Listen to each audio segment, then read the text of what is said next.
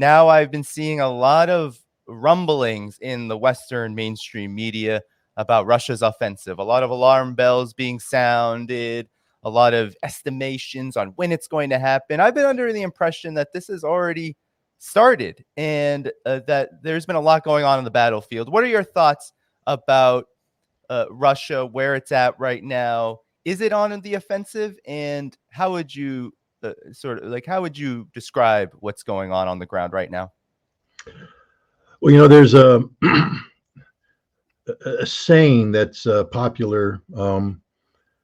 There's a meme about it and all this. FAFO, FAFO. Now, I'm not going to use the proper first word, but fool around, find out is the concept. NATO and Ukraine, which has allowed itself to be used as a proxy, fooled around, and they're about to find out. When this war first started, when we first talked, there was a lot of confusion, especially on my part. I'll be the first one to admit, man, it didn't happen the way I thought it was going to happen. I thought when Russia goes to war, Russia goes to war. Russia rolls in, steamrolls, pounds, etc. And it just shows, here I am, a Russian history major who spent my entire life studying Russia. And apparently I was unable to grasp the notion that Russia could actually be serious about loving Ukraine, that they didn't want this war. That I knew they didn't want it, but again, war is war. I'm a Marine, and you fire the green flare, I'm off to the races, baby. It's all the training kicks in, you do what you got to do, and it's going to get bloody, it's going to gut it, and you're going to win quick. The Russians didn't do that, and so there was a lot of confusion about what the heck was going on. Now that we've had a year, I think we can look at the first month of this conflict from February 24th until roughly, we'll call it a month and a half, February 24th till April 1st. And I think there's a lot more clarity now. Russia never intended to steamroll Ukraine, never intended at all. Russia was in a position where it felt it was compelled to force Ukraine into accepting the peace that Russia was offering before the war. Basically, a modification of the Minsk II agreement where the Donbass would have autonomy, but now because Ukraine pushed it too far, it would be independence. Crimea would be forever Russia, and Ukraine would never join NATO. Those were the Russian objectives. Now, to get Ukraine to that, Russia made a military move. But this was a military move designed to create an impression as opposed to actually destroy. Even though Russia said we want to demilitarize and denazify, it was clear based upon the negotiations that took place, they weren't demanding either one of those. In fact, the final negotiation on March 6th that paved the way for the April 1st meeting in Istanbul, Russia pretty much said, you can have your army. We're not going to demilitarize. You can have your army. You can have your government. We just need you to never join NATO. That's all we need. And these agreements were made. Now we read into what the Russians did. For instance, convincing the Ukrainians that the Russians were serious. Russia had taken a lot of territory. It was threatening Kiev, had taken a lot of areas around Kharkov, Sumy, and suddenly the Russians withdraw. And a lot of people are going, that's because they're weak. That's because they got beat. And I didn't buy into that, but I was like, well, they say they're withdrawing. I took it to mean that they are going to look. I said from the beginning, they had insufficient resources for the task. And now we know why. And people are going, why did they start with 200,000 people? And now we know why. Because Putin and the leadership was very concerned about sanctions. Today we can sit here and at the time I was very confident that Russia would beat the sanctions. But, I'm sitting thousands of miles away. I don't have my pulse on the Russian economy. I think I do. I think I guessed right. But I don't have to pay the price if we're guessing wrong. Putin gave a speech last year where he said, my guys were telling me 15, 20, 25% contraction of the economy. Hey, that's a lot. 25% contraction.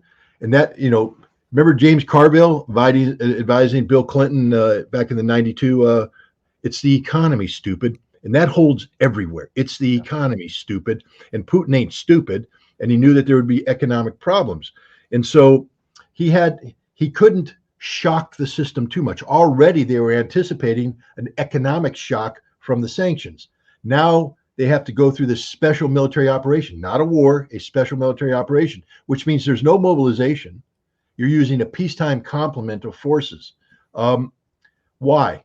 Because with an economic shock, you can't shock the population with a mobilization and going to a war footing. Because now we know the war was not popular. The Russian people weren't buying. I mean, they understood about Donbass. They understood about the threat posed by Ukraine and all that, but they weren't thrilled about going to war against Ukraine.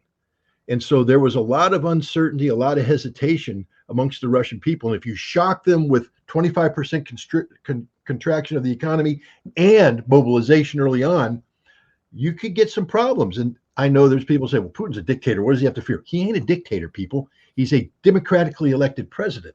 And he has to be concerned about the electorate, just like every other politician. So he couldn't shock that system. He had to play it slow. So they were trying to get them to the negotiating table, and it worked. I mean, in retrospect, if you take a look at what the Russians wanted to achieve and what they almost achieved, this was a brilliant operation, flawlessly pulled off. I mean, there were some mistakes with the military going forward without flank protection, etc., but they achieved their military objective, which apparently was to get Ukraine to the negotiating table to bring an early end to this conflict, which was always Russia's objective. But when April 1st came, Boris Johnson came also.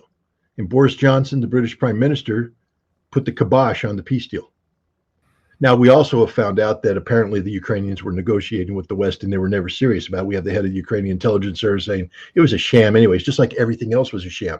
But the Russians believed it was real. The Russians thought they were going to get a peace treaty. The Russians thought that this war was going to end early on.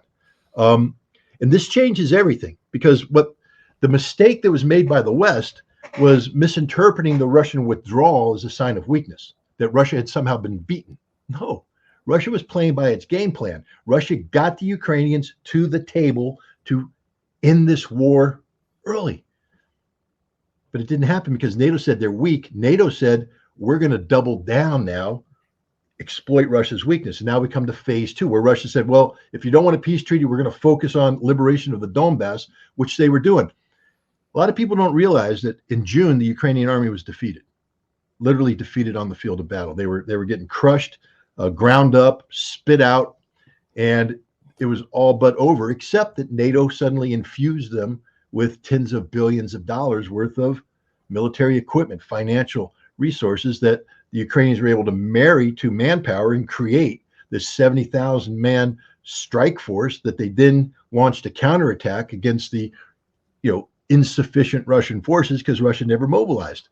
Russia wasn't ready for that war. Russia went on a special military operation against Ukraine. Russia was not prepared for a proxy war with NATO. And we saw that, where the Russians had to withdraw from Kharkov, the right bank of Kherson. But then the Russians consolidated, and now we get to FAFO. Because now Russia said, we ain't playing this game anymore. It's no longer, we'll call it a special military operation, but it ain't. It's war. And we're mobilizing 300,000 troops. We have another, we don't know exactly how many volunteers came in. Some people say 100,000, some people say 180,000. I'm thinking they probably have a total of 500,000 troops mobilized as a result of this. They cranked up their defense industry. They're firing on all cylinders. They're pouring out tanks, artillery, the most modern equipment. So these 300, 500,000 are getting the best equipment. And everybody's like, when's the offensive going to be? When they finish training. When's the offensive? When they finish training. The Russians are actually training the troops to accomplish the task. And but the war didn't stop during this time. Even while this mobilization is taking place, the war is continuing. That same war that I told you Russia was winning in June, Russia was winning in November, December, January, February. Right now, Russia's winning. Look at the casualty figures. These are ghastly, ghastly. Zaluzhny, the head of the Ukrainian forces, apparently admitted to Mark Miley, the chairman of the Joint Chiefs of Staff, 275,000 dead. And he admitted that a month or so ago. The fighting's been even bloodier since then. So I'm guessing that number is up over 300,000. I personally believe that you can add another 50,000 unaccounted for deaths that the Ukrainians don't want to acknowledge. 350,000 dead. Let's reflect on this. We're coming up to the 1-year anniversary. During the entire Second World War, the United States suffered 300,000 dead, fighting Japan and Germany. Ukraine has suffered 300,000 dead in conflict with Russia in 1 year. And by the time this is over, you might be able to double or triple that number. We could be looking at 250,000 Ukrainian dead by the time this is finished, because FAFO, the FO is about to happen. Find out. The offensive has already started. People need to understand that, most offenses don't begin unless you're starting from the start. There's no war, then there's going to be the green flare, and across the line of departure you go, etc. They're already engaged in battle. The Russians have been advancing on Bakhmut since May, and so that battle's never stopped. And there's always been positional battles going on. But now, as Russia starts to release forces into the battlefield, they're carrying out probing operations all along the offensive line. In Zaporizhia, up by Sumy, now they've got things going on, Uladar and other areas. And what's happened is the Ukrainians are having to divert reinforcements here. So they got very few reinforcements, reserves, and they have to go where the Russians are probing. And so the Russians are absorbing, forcing the Ukrainians to commit their reserves, and the Russians haven't even committed their main battle force yet. So they're probing, crushing, identifying gaps. And when the time comes, the Russians are it's just going to be this. It's like watching a tidal wave come in sometimes. A lot of people think of the tidal wave as this giant wave come crashing in. It's actually a surge that comes up. If you look at those horrible videos from Thailand, just the surge comes up. And then it's just this relentless surge that cannot be stopped. And that's what's getting ready to happen to the Ukrainians. A surge of Russian military offensive operations along the entire front will be taking place. Now, the Russians have said they are only interested in liberating at this point in time Russia, which means the right bank of Kherson will be Russian, Zaporizhia will be Russian, Donetsk, Lugansk will be Russian. But the Russians have put a little caveat on there. Back when we gave the Ukrainians the HIMARS, the high mobility artillery rocket system, 80-kilometer range, the Russians went, well, now it's going to be the territories plus 80, you see, because we have to keep you out of artillery range. We're never going to allow you to fire artillery shells into Russia again. So we're pushing you back for 80 kilometers beyond the borders.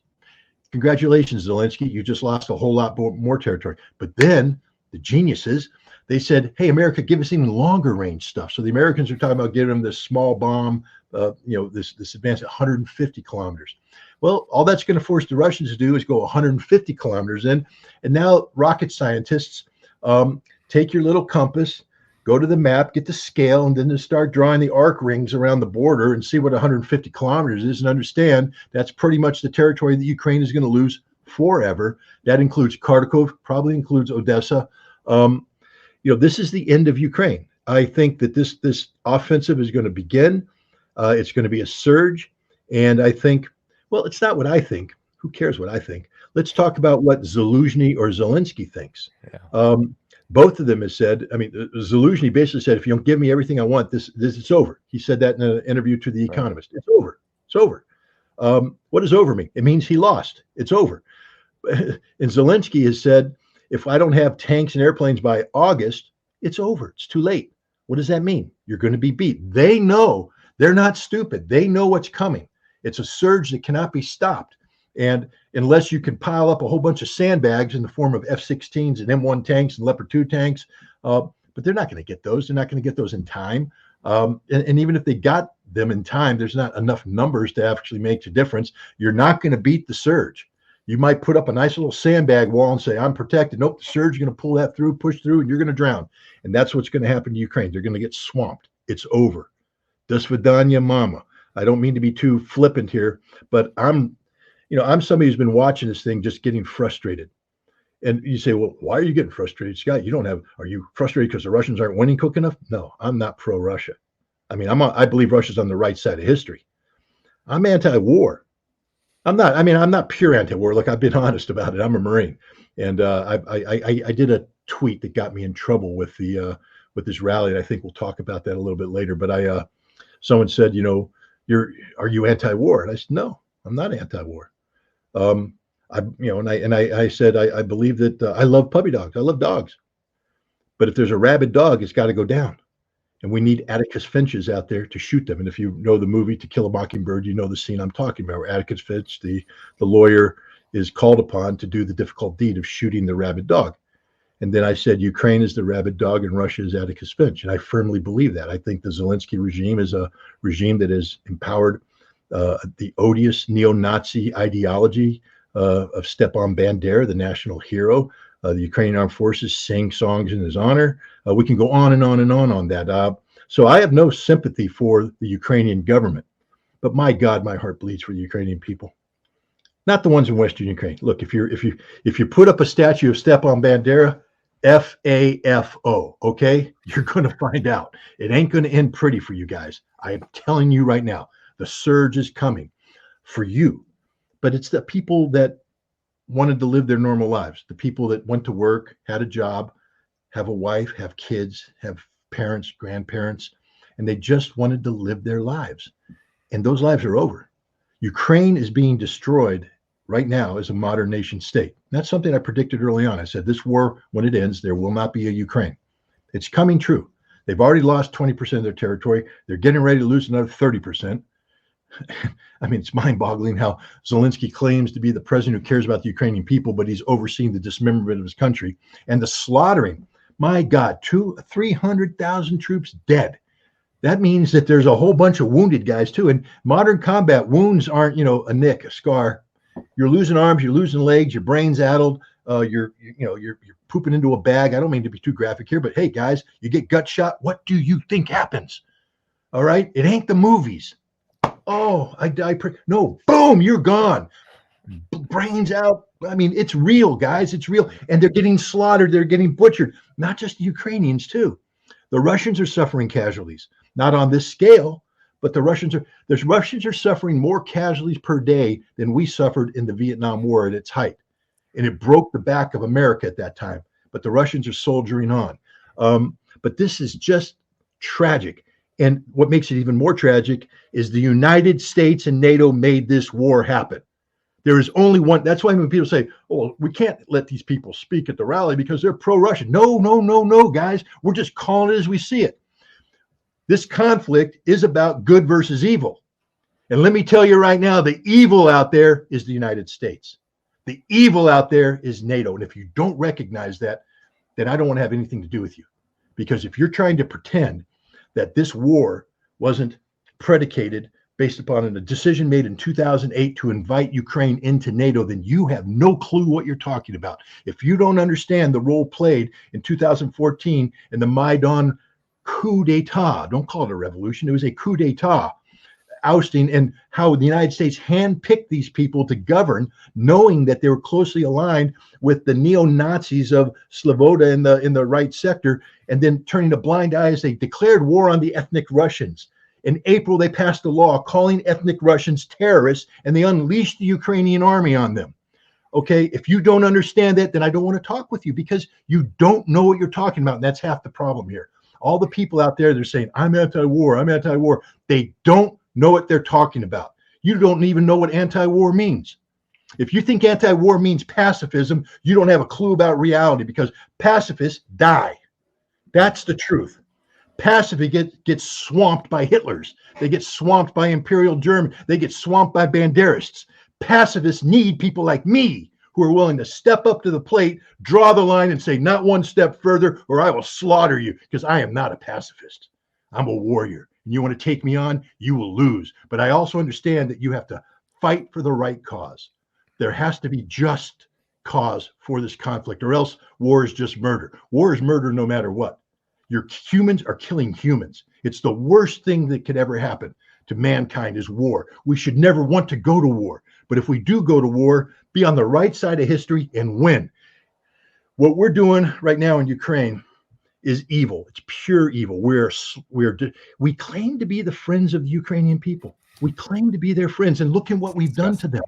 Yeah. If this is friendship, man, I wouldn't want to be in love with the Ukrainian people because God knows what that would turn into. We're not the friends of the Ukrainian people. We don't care about the Ukrainian people. We put the flags on our social media. They fly everywhere. I see the flag. Really, guys, That's how you treat your friends. You let the U.S. government allow them to be slaughtered on the battlefield. You're destroying. There won't be Ukraine when this is done. How much do you love Ukraine? And the answer is you don't. Want to know why? Because you have no clue what Ukraine is. Anybody who puts that flag up there, I can guarantee you, I could interrogate them for 2 minutes. And it would be clear they don't have a clue what they're talking about. They don't have any grasp of history. They don't have any understanding of the underlying issues. They just put the flag up there because, they're trying to, I forget the term that's used when you project that, that I'm a good person. I'm projecting that I'm a good person. You're not a good person. You're a moron.